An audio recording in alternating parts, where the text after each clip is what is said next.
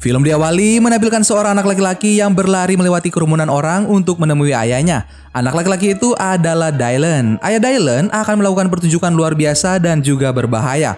Ayahnya akan dimasukkan ke dalam brankas yang terkunci lalu dilemparkan ke dalam sungai.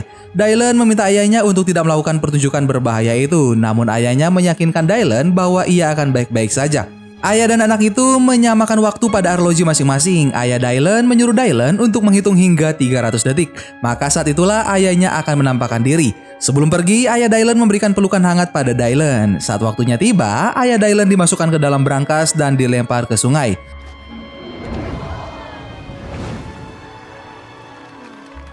Dylan mulai menghitung waktu, namun saat hitungan itu sudah mencapai 300 detik, ayahnya tak muncul juga. Dylan tetap terus menghitung, sedangkan orang-orang sudah panik dan mulai memberi pertolongan.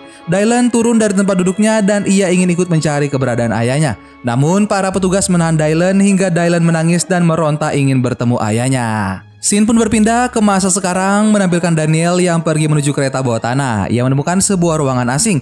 Saat ia memasukinya, ada suara yang berbicara dengannya. Daniel berkata pada suara misterius itu bahwa ia lelah bersembunyi dari orang-orang dan juga perkataan Dylan yang meminta mereka untuk terus bersabar. Saat Daniel ingin pergi dari ruangan itu, suara misterius berkata bahwa sepertinya Daniel ingin menjadi pemimpin menggantikan Dylan. Dan jika memang Daniel ingin menjadi pemimpin, maka teruslah berusaha. Pendapat dan usaha Daniel akan sangat dihargai. Suara misterius itu juga berkata bahwa kini Dylan dan Sang Mata memiliki rencana untuk bisnis selanjutnya. Lalu suara misterius itu memberitakan Daniel untuk pergi, maka pergilah Daniel. Di sisi lain menampilkan Dylan yang berada di kantornya dan meminta seorang wanita yang merupakan atasannya yang bernama Natalie untuk mendengarkan rencana Dylan untuk menangkap keempat pesulap yang dulunya gagal ia lakukan. Dylan menjelaskan informasi yang ia dapat tentang para pesulap itu dengan sangat mendetail. Saat Dylan menjelaskan hal itu, salah satu rekan kerjanya tak percaya pada semua omong kosong Dylan. Sama halnya dengan Natalie. Natalie menganggap penjelasan Dylan sama sekali tak masuk akal lalu mengabaikan Dylan. Scene kemudian berpindah menampilkan Daniel yang pergi menuju apartemennya lalu bertemu dengan seorang wanita asing yang berada di dalam apartemen miliknya. Kedatangan Daniel disambut oleh beberapa trik sulap konyol. Wanita itu bernama Lula. Awalnya Dylan berpikir bahwa Lula adalah seorang penggemar, namun Lula berkata bahwa ia sangat ingin menjadi bagian dari Sang Mata. Tak disangka ternyata Lula memiliki kemampuan sulap yang cukup mencengangkan. Lula dapat berpindah tempat tanpa sepengetahuan Daniel. Daniel pun mengikat kedua tangan Lula, namun Lula berhasil melepaskan tangannya dengan mudah. Lula berkata bahwa ia mengetahui tentang Jack yang sebenarnya tidak meninggal dan juga Henley yang meninggalkan kelompok mereka karena bosan. Lula mengusulkan dirinya untuk menggantikan Henley sebagai wanita satu-satunya di kelompok mereka. Daniel masih berusaha mengikat kedua tangan Lula. Saat ia rasa sudah cukup kuat, Daniel membelakangi Lula lalu berbalik dan mendapati tempat duduk Lula sudah kosong dan Lula menghilang. Di tempat lain menampilkan Jack dan Merritt yang sedang berlatih melempar kartu namun tampaknya tak ada kemajuan dari hasil latihan mereka. Tak lama kemudian datanglah Daniel. Jack bertaruh dengan Merritt untuk menghipnotis Daniel. Mereka pun langsung menghampirinya dan mencoba menghipnotis Daniel. Namun Daniel sudah kebal pada trik-trik yang mereka lakukan. Daniel menceritakan tentang seorang wanita yang bernama Lula yang memasuki apartemennya pada Jack dan Merritt. Saat mereka sampai di depan pintu markas, mereka melihat Lula bersama dengan Dylan. Lula memperkenalkan dirinya sebagai anggota baru para penunggang kuda. Daniel, Jack, dan Merritt sedikit tak terima pada penambahan anggota baru yang dilakukan Dylan. Mereka terlibat dalam pertengkaran kecil membahas tentang Lula. Lalu Lula membujuk mereka menggunakan cerita sedih yang dialaminya semasa kecil. Hal itu pun membuat Daniel, Jack, dan Merritt menjadi luluh. Kini Dylan mulai melanjutkan pembahasan tentang rencana mereka. Dylan membahas tentang Okta yang akan meluncurkan ponsel generasi selanjutnya.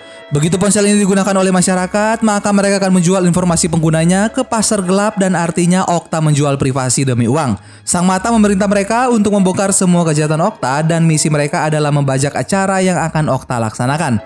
Dan film Now You See Me Too pun dimulai. Tepat pada hari di mana acara besar untuk merayakan rilisnya ponsel Okta diadakan, para pesulap menjalankan tugasnya masing-masing. Diawali oleh Jack yang menyamar menjadi penjaga pintu untuk memeriksa barang-barang yang dibawa oleh pengunjung. Jack memberikan sebuah kertas dan juga pesan pada rekannya lalu pergi. Jack kemudian memberitahu Dylan bahwa tugasnya sudah selesai. Tugas selanjutnya diberikan pada Daniel yang awalnya menyamar menjadi pembawa makanan dan berubah menjadi petugas inti. Daniel meminta tanda tangan pada Owen yang merupakan CEO Okta. Setelah itu, Daniel juga berubah menjadi petugas CCTV. Daniel berubah dengan sangat cepat, lalu bertemu dengan salah satu petugas CCTV yang asli. Daniel membuat petugas itu kesal hingga mereka terlibat dalam pertengkaran. Daniel menghubungi petugas keamanan, lalu petugas itu melihat catatan yang ada di pergelangan tangan petugas itu. Tercatat bahwa dirinya adalah pasien dari salah satu rumah sakit jiwa. Maka ia pun dibawa pergi oleh petugas keamanan. Petugas CCTV itu terus memberontak dan ia ingin menelepon atasannya. Lalu datanglah Jack. Jack memperbolehkan petugas itu untuk menelepon atasannya. Namun saat ia mengambil ponsel dari kantong celananya, ia malah mendapatkan pisang.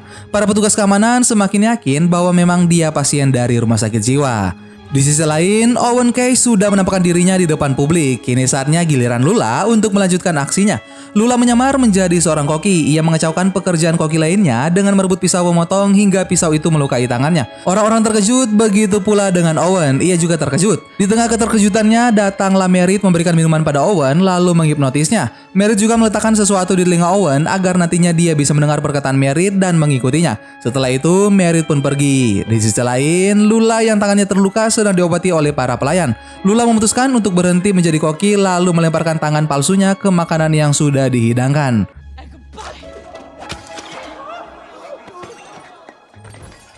Daniel, Jack, Lula, dan Merritt kini menjadi penonton. Acara Okta sudah dimulai. Saat Owen sudah menampilkan dirinya dari layar monitor, Merritt mulai berkata-kata. Owen yang tadinya sudah dihipnotis mengikuti semua perkataan Merritt. Owen mengakui semua kejahatannya dan juga memperkenalkan para pesulap. Daniel, Lula, dan Merritt pun tampil di depan publik.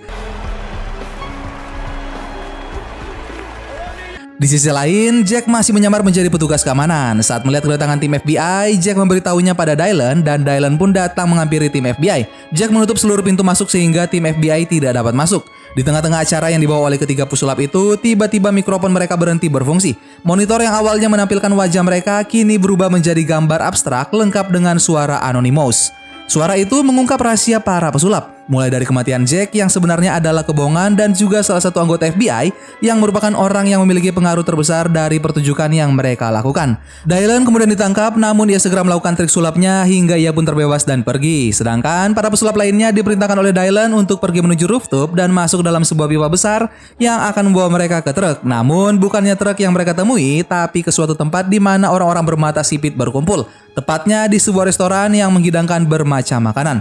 Tentunya ini membuat keempat pesulap itu kebingungan dan mereka bertanya-tanya mengapa mereka bisa berada di tempat itu.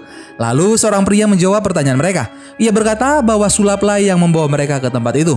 Pria yang berbicara dengan mereka memiliki wajah yang sangat mirip dengan Merritt. Merritt memperkenalkan saudara kembarnya itu yang bernama Case. Case memberitahu mereka bahwa kini mereka berada di Macau. Case juga berkata bahwa mereka berempat adalah korban dan sasaran dari para pesulap lainnya. Keempat pesulap itu lalu dibawa pergi. Di sisi lain, menampilkan Dylan yang sedang berada di tempat anta beranta berusaha untuk menghubungi keempat pesulap untuk mengetahui keadaan mereka. Namun, tak satupun dari keempat pesulap itu yang mengangkat teleponnya. Kemudian, ada sebuah nomor tak dikenal yang menelponnya. Dylan mengira itu adalah telepon dari keempat pesulap, namun ternyata Thaddeus lah yang menelponnya. Thaddeus bertanya pada Dylan bagaimana rasanya kehilangan pekerjaan, identitas, dan orang terdekat. Thaddeus berkata bahwa ia sudah melewati semua hal itu dan kini adalah giliran Dylan lah yang merasakan kehilangan. Thaddeus juga mengatakan bahwa Dylan adalah orang bodoh. Dylan pun tersinggung dan ia beranggapan bahwa Thaddeus lah orang di balik semua kejadian ini. Namun Thaddeus membantahnya lalu mematikan telepon itu. Dylan pun terdiam lalu segera pergi. Scene kemudian berpindah menampilkan keempat pesulap yang berada di dalam mobil milik Case. Case ternyata iri dan memiliki dendam pada saudara kembarnya Merritt. Ia bekerja pada bosnya untuk menangkap mereka. Case juga berhasil mengumpulkan data-data mereka dan Merritt juga berhasil ia hipnotis. Sesampainya mereka di suatu tempat, keempat pesulap itu bertemu dengan bos yang dikatakan Case. Bos itu bernama Walter. Walter menyambut kedatangan mereka dengan memperkenalkan dirinya. Keempat pesulap itu sudah mengetahui Walter sebelumnya. Walter memalsukan kematiannya sama seperti Jack dan Walter kemudian mengajak mereka untuk masuk ke ruangannya. Ia memberitahu mereka bagaimana caranya membawa mereka dari New York ke Macau. Para pesulap itu masuki pipa yang sudah disiapkan oleh Walter dan timnya. Dan di dalam pipa itu mereka dihipnotis sampai mereka semua tertidur. Selama mereka tertidur, saat itulah Walter membawa mereka ke Macau yang tentunya dengan menggunakan pesawat dan bukannya pipa. Tak lupa Walter juga menampilkan foto-foto keempat pesulap itu yang sedang tertidur dengan berbagai gaya. Walter kemudian memberikan pilihan pada keempat pesulap itu. Walter ingin para pesulap itu bekerja untuknya, yaitu mencuri sebuah chip yang dibawa oleh Owen. Chip itu adalah chip yang sangat berharga. Melalui chip itu, mereka bisa meretas seluruh komputer yang ada di dunia dan mengambil data-data privasi. Walter ingin keempat pesulap mengambil chip itu sebelum orang lain mengambilnya. Sebenarnya, chip berharga itu bisa saja dibeli oleh Walter, tapi Walter tak ingin uangnya diberikan pada orang-orang serakah itu. Lagi pula, kini sudah ada 4 pesulap yang bersedia bekerja untuknya. Namun, para pesulap itu membantah perkataan Walter dan mereka tidak ingin pergi menjadi kacung Walter. Walter pun memberikan keuntungan untuk mereka. Ia berkata bahwa jika mereka berhasil mendapatkan chip itu, ia akan memberikan kebebasan untuk mereka. Walter adalah penguasa di kota Macau, jadi mereka tak perlu lagi hidup dengan sembunyi-sembunyi. Mereka akan mendapatkan fasilitas mewah di kota Macau. Namun, jika mereka menolak permintaan Walter, maka mereka akan dibunuh. Jack, Lula, dan Merritt menolak ajakan Walter, tapi Daniel menerimanya. Daniel selaku ketua kelompok itu membuat anggotanya hanya bisa pasrah dan mengikuti keinginannya. Scene kemudian berpindah menampilkan Dylan yang pergi menemui Thaddeus di penjara. Dylan berusaha untuk mencari keterkaitan antara hilangnya keempat pesulap dengan Thaddeus. Namun Thaddeus berkata bahwa dirinya sama sekali tidak terlibat dalam hilangnya keempat pesulap dan Dylan kini sudah masuk ke dalam perangkap. Thaddeus mengajak Dylan untuk membuat suatu kesepakatan, yaitu dengan membebaskannya dari penjara dan menyelamatkan keempat pesulap itu. Di sisi lain, keempat pesulap itu kini mencoba untuk mencari rekan pesulap yang berasal dari Sang Mata untuk membantu mereka. Keempat pesulap itu pergi ke sebuah toko yang menjual peralatan sulap untuk membantu mereka dalam mengerjakan misi yang diberikan Walter. Di toko itu, mereka bertemu dengan Lee yang merupakan pemilik toko tersebut. Mereka juga bertemu dengan nenek Lee yang dipanggil Bubu. Di sisi lain, menampilkan Dylan yang keluar dari penjara bersama dengan Thaddeus. Thaddeus mengajak Dylan untuk pergi ke Macau. Thaddeus berkata bahwa sumbernya yang berada di Macau melihat keempat pesulap itu di sana. Scene kemudian berpindah di sebuah restoran yang menampilkan Merritt yang sedang makan bersama dengan kembarannya Case. Setelah berbincang singkat, Case pun pergi. Namun sebelum ia pergi, Jack mencoba untuk menghipnotis Case. Namun sayangnya, hipnotis yang ia lakukan gagal. Scene kemudian berpindah menampilkan Thaddeus dan Dylan yang kini berada di dalam pesawat. Mereka lagi-lagi terlibat pertengkaran. Thaddeus menegaskan pada Dylan bahwa dirinya bukan orang yang membunuh ayahnya. Thaddeus tahu bahwa selama ini Dylan sudah merencanakan balas dendamnya pada Thaddeus yang hanya karena ia berasumsi bahwa Thaddeuslah penyebab ayahnya meninggal. Lalu Thaddeus bertanya pada Dylan bagaimana rasanya setelah melihat Thaddeus berada di dalam penjara. Apakah itu menenangkan? Thaddeus tahu bahwa semua itu hanya kepuasan hampa. Si Dylan pun terpancing. Dylan mengakui bahwa dirinya putus asa mencari para pesulap itu dan kini Thaddeus berada di pesawat ini untuk membantunya bukan melawannya. Jika Thaddeus tidak membantunya, maka Dylan akan membawa Thaddeus ke tempat yang lebih berbahaya. Thaddeus kembali bertanya pada Dylan bagaimana jika keempat pesulap itu tak membutuhkan bantuan Dylan. Dan Dylan pun terdiam. Scene lalu berpindah menampilkan keempat pesulap yang saat ini sedang merancang rencana dan juga berlatih untuk misi selanjutnya. Setelah latihan singkat, saatnya pun tiba saat dimana mereka akan beraksi lagi. Merritt menghipnotis seorang laki-laki yang akan membeli chip incaran mereka. Setelah menghipnotisnya, Merritt membawa laki-laki itu masuk ke dalam barongsai.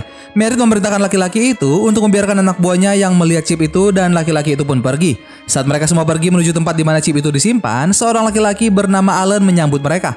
Alan mengira bahwa temannya itu akan ikut melihat chip itu secara langsung, namun ternyata pria itu mempercayakan semuanya pada para anak buahnya, yaitu keempat pesulap. Alan pun mengajak mereka masuk. Sebelum itu, mereka harus bebas dari benda-benda yang terbuat dari logam agar bisa masuk. Setelah melewati pemeriksaan, mereka melihat sebuah sistem yang sangat canggih. Di tengah pembahasan mereka, tiba-tiba Merritt bersin-bersin. Alan kebingungan mengapa Merritt bisa alergi sedangkan mereka berada di ruangan tertutup. Ternyata Merritt alergi pada penyaring udara yang ada di komputer. Saat para petugas mengalihkan perhatian mereka pada Merritt, Lula melepaskan sirkam dari rambutnya lalu memberikannya pada Jack. Jack berusaha untuk mengambil chip itu secepat mungkin hanya dengan menggunakan sirkam Lula. Kemudian ia meletakkan chip itu ke sebuah kartu. Jack hampir saja terlambat, tapi Alan yang melihat gerak-gerik mencurigakan Jack memerintahkan petugasnya untuk memeriksa Jack dan teman-temannya. Selama pemeriksaan, Jack memindahkan kartu itu dengan sangat lincah sehingga petugas itu tak mengetahuinya. Jack melempar kartu itu kepada Daniel, lalu Daniel melemparkannya pada Lula dan Lula melemparkannya pada Merritt. Hal itu terus berulang hingga Alan dan petugasnya memerintahkan keempat pesulap itu untuk keluar. Tantangan terakhir mereka adalah melewati pintu keamanan yang mendeteksi logam. Jika Merritt melewati pintu itu, pastinya akan berbunyi dan mereka akan tertangkap. Maka dari itu, Jack meminta dompetnya yang disita oleh petugas keamanan. Petugas itu berada di dalam ruangan dan Jack berada di luar. Saat dompet itu melewati pintu pendeteksi, maka alarm pun berbunyi. Saat itulah Merritt melempar kartu itu ke arah Lula yang sudah berada di luar ruangan.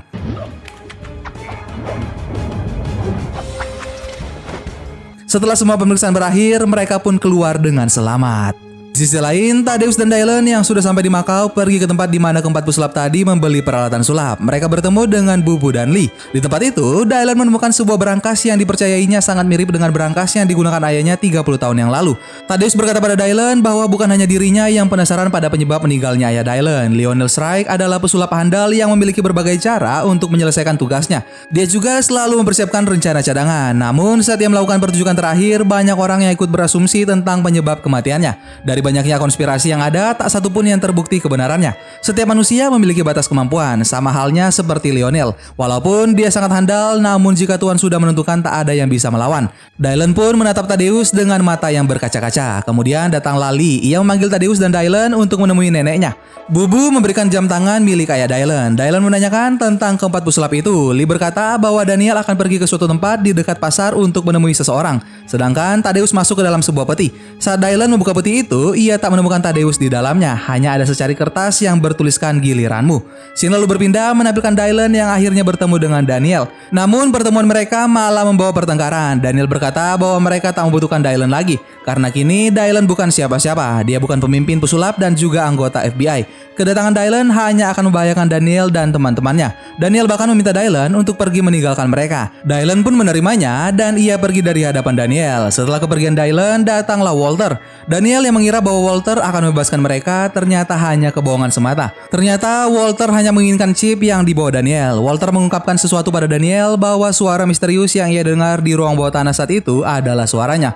Walter juga mendapatkan banyak informasi dari handphone Daniel yang saat itu ia bawa. Daniel yang mengetahui hal itu pun tak mau memberikan chip itu pada Walter. Maka anak buah Walter segera memukulinya hingga Daniel menyerah dan memberikan chip itu. Namun kemudian datanglah Dylan memukuli Daniel dan mengambil chip itu. Setelah Dylan mengambil chip itu, Walter dan anak buahnya membiarkan Daniel pergi.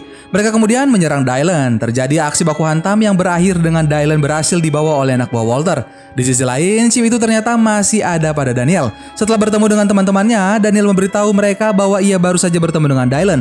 Mereka juga melihat anak buah Walter yang pergi membawa Dylan dan juga berangkas milik Lionel Strike. Mereka pun bergegas pergi mengikuti mobil itu untuk menyelamatkan Dylan. Di dalam mobil itu, Walter berkata pada Dylan bahwa mereka berdua memiliki kemiripan. Sama seperti Dylan, Walter juga dekat dengan ayahnya. Dan sama seperti Dylan, Walter juga akan membalaskan dendam ayahnya. Perbedaan di antara mereka adalah ayah Walter masih hidup sedangkan ayah Dylan sudah meninggal. Ternyata ayah Walter adalah Tuan Arthur yang perusahaan asuransinya pernah dirampok oleh Daniel dan teman-teman. Dylan berkata pada Tuan Arthur bahwa perusahaan asuransinya menolak klaim ibu Dylan sehingga ibunya meninggal dalam keadaan miskin. Tuan Arthur berkata bahwa ia bahkan tak tahu siapa nama ibu Dylan. Tuan Arthur membanggakan Walter sebagai anak kandungnya yang sangat dekat dengannya. Tuan Arthur juga menyuruh Dylan untuk memberikan chip itu pada Walter, namun Dylan menolaknya. Lagi-lagi Dylan dipukuli kemudian dipaksa untuk masuk ke dalam berangkas.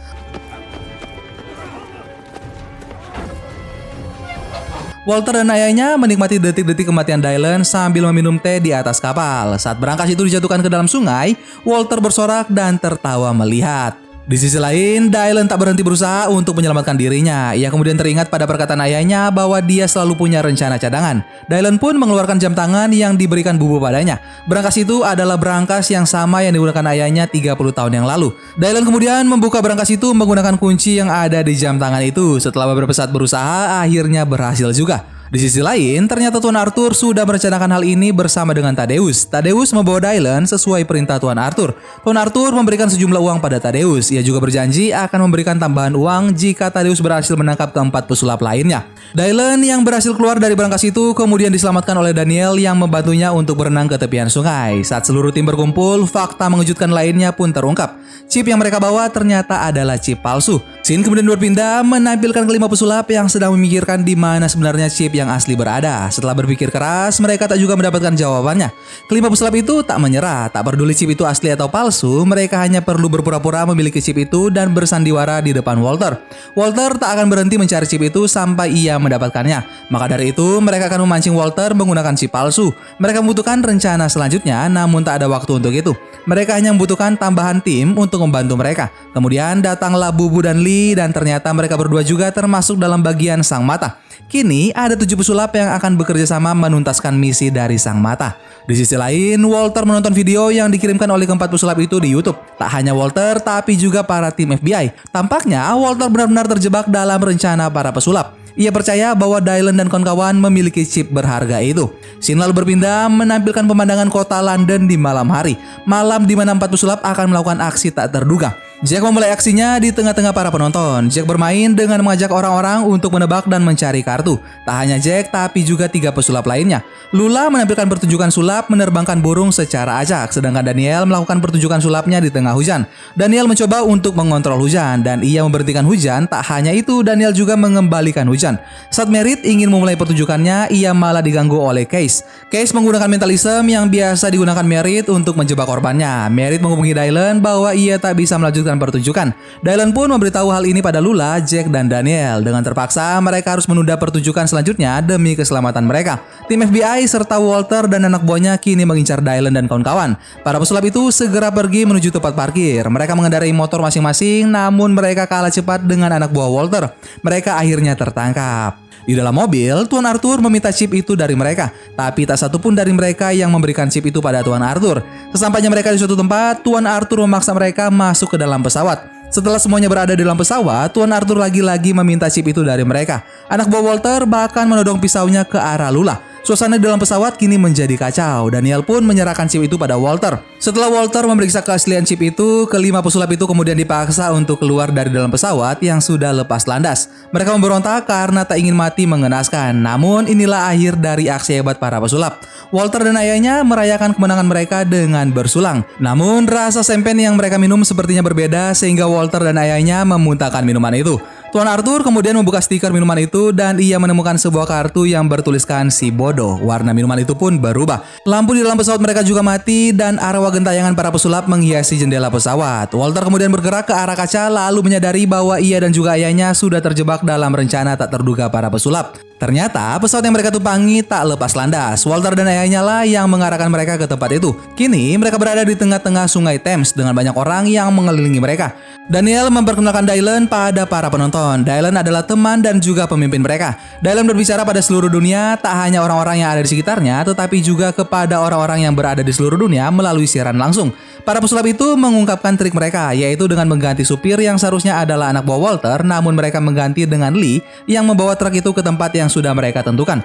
Para pesulap itu sudah merancang ruangan dengan sedemikian rupa. Pada saat anak buah Walter menjatuhkan mereka dari pesawat, angin deras yang menerpa mereka berasal dari kipas angin raksasa dan juga lampu kilat yang menambah suasana semakin terasa nyata. Fakta mengejutkan lainnya adalah Jack berhasil menghipnotis Case. Untuk yang kesekian kalinya, para pesulap berhasil mengungkapkan kejahatan besar yang membahayakan masyarakat. Tak lama setelah acara pergantian tahun, para pesulap menghilang dari hadapan para penonton. Natalie sebagai salah satu anggota FBI bertemu dengan Dylan. Dylan memberikan sebuah flash disk berisi bukti kejahatan Walter dan ayahnya. Setelah Natalie mendapatkan flash disk itu, Dylan kemudian menghilang dari hadapannya. Keesokan paginya, Dylan, Daniel, Jack, Lula, dan Merritt pergi ke sebuah rumah yang ada di Greenwich. Sesampainya mereka di rumah itu, Lee datang menyambut mereka. Setelah berada di dalam rumah, Bubu mengajak mereka untuk berkeliling rumah. Sedangkan Dylan pergi ke suatu ruangan yang berada di rumah itu. Dylan melihat foto ayahnya dan juga foto ayahnya bersama Thaddeus. Dylan tentunya kebingungan. Ia selama ini menganggap ayahnya dan juga Thaddeus adalah musuh. Tapi foto itu menjelaskan bahwa ayahnya dan Thaddeus adalah teman dekat. Di tengah kebingungannya, datanglah Thaddeus. Dylan bertanya mengapa Thaddeus tak memberitahunya tentang ini. Thaddeus menjawab bahwa ia malu dan merasa bersalah. Dylan lebih merasa bersalah karena ia sudah memenjarakan Thaddeus yang jelas tak bersalah. Thaddeus berkata bahwa memang semua ini adalah rencananya. Saat Dylan mendatangi Thaddeus ke penjaranya, Thaddeus yakin bahwa Dylan sudah melupakan dendamnya demi menyelamatkan anggota timnya.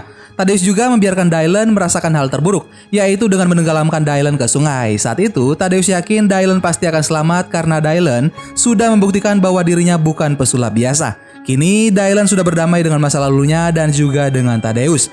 30 tahun adalah waktu yang lama untuk berduka akan kematian sang ayah, Lionel Stricker. Sebelum pergi meninggalkan Dylan, Thaddeus berpesan untuk segera mencari penerus. Kemudian datanglah Daniel bersama dengan ketiga temannya. Mereka memiliki banyak pertanyaan yang harus dijawab. Tak lupa, Thaddeus mengingatkan mereka untuk tidak membuka sebuah pintu yang ada di ruangan itu. Namun semakin dilarang, semakin besar rasa keingintahuan para pesulap itu. Mereka kemudian membuka pintu itu dan melihat pemandangan yang tak bisa kita mengerti. Dan film Now You See Me 2 pun selesai. Bagaimana guys, aksi Dylan dan kawan-kawan? Seru abis nggak tuh? Silahkan kalian komen di bawah ya. Terima kasih banyak buat kalian yang sudah nonton video ini sampai akhir. Sampai ketemu lagi bareng Mimin Kuantang di film-film selanjutnya. Dan belajarlah dari masa lalu karena di sanalah Tuhan memberikan banyak contekan untuk ujian di masa depan. Dadah!